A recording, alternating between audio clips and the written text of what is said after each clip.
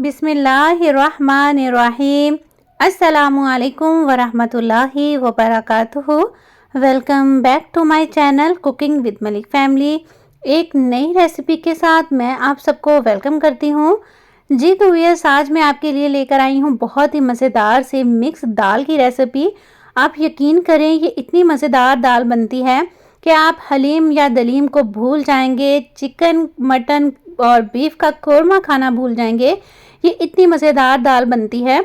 तो चलिए आइए हम इस दाल को बनाना स्टार्ट करते हैं। तो यहाँ पर मैंने ली है मूंग की दाल, मसूर की दाल और चने की दाल। तीनों ही मैंने एक क्वांटिटी में ली हैं और ये हाफ कप से ज़्यादा हैं। इनको अच्छे से वॉश करके आप भिगो दीजिएगा।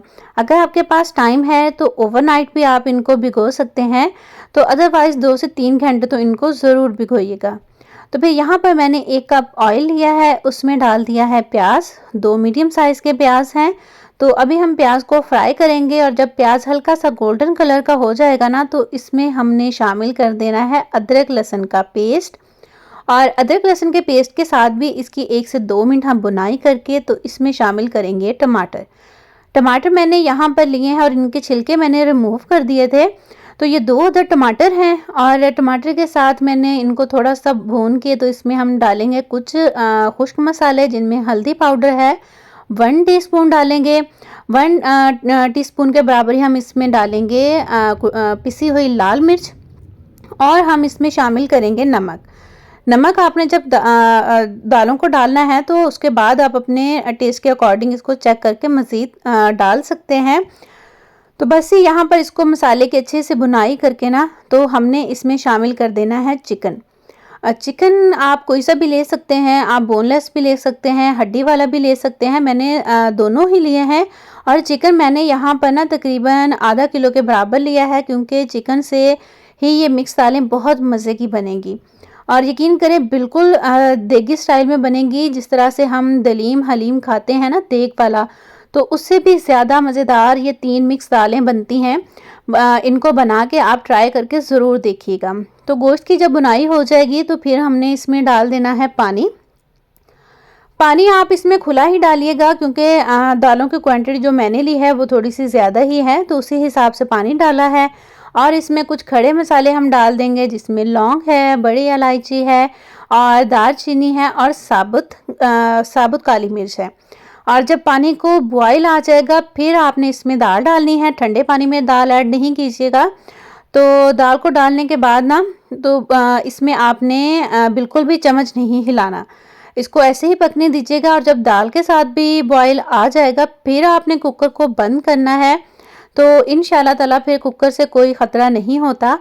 तो अभी ये देखिए कि मैंने इसको रख दिया है और जैसे इसमें बॉयल आएगा तो हम इसमें शामिल कर देंगे दाल को। दाल के साथ फिर कुकर मैंने लगाया और मैंने कम से कम इसको 35 मिनट के लिए लगाया था, क्योंकि हमें बहुत अच्छी सी गली हुई दालें चाहिए। तो ऐसे ही ये देखें दालें पकी हैं, मैंने इनको ना कढ़ाई में शिफ्ट कर लिया है कुकर से। तो इसको हम इस तरह से मदनी के साथ मिक्स करते हुए बनाएंगे और 1/2 टीस्पून इसमें डाल देंगे धनिया पाउडर। और फिर हम इसके लिए एक तड़का तैयार करेंगे, क्योंकि दाल हमारी बिल्कुल पक चुकी है। और तड़के के लिए मैंने लिया है प्याज को ब्राउन किया है और सब्ज़ मिर्चें लंबाई में कटिंग करके, और रेड मिर्चें ली हैं गोल वाली छोटी। और अब ना इसमें हमने ज़ीरा डालना है। ज़ीरे को आपने पहले नहीं डालना, वरना ज़ीरा जल जाता है। तो जब प्याज को कलर आ जाएगा ना और सब मिर्चें हमारी थोड़ी सी फ्राई हो जाएंगी, फिर हम इसमें शामिल करेंगे ज़ीरा आप ज़्यादा पसंद करते हैं तो ज़्यादा भी डाल सकते हैं, लेकिन मैंने इसमें 1 टेबलस्पून डाला था, क्योंकि इसका टेस्ट बहुत ही अच्छा आता है, खुशबू बहुत अच्छी आती है।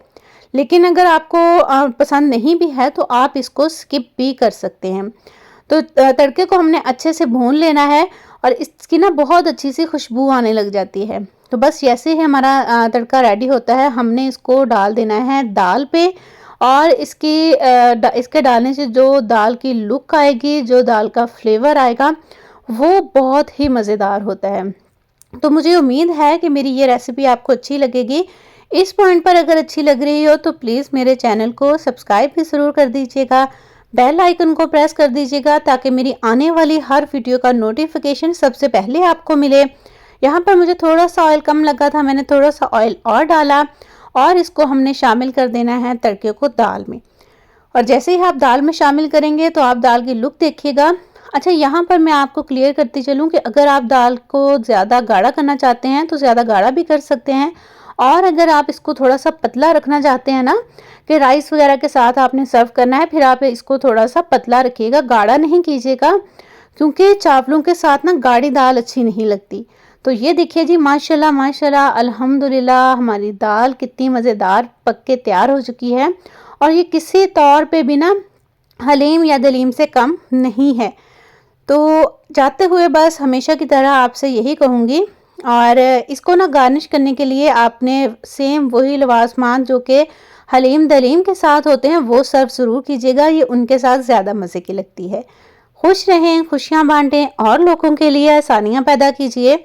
अपनों के लिए जब भी कुछ बनाएं दिल से बनाएं, प्यार से बनाएं, उसमें ढेर सारा प्यार शामिल करें तो वो चीज़ माशाल्लाह बहुत ही मज़ेदार बनती है, क्योंकि आपका ढेर सारा प्यार उसमें शामिल होता है।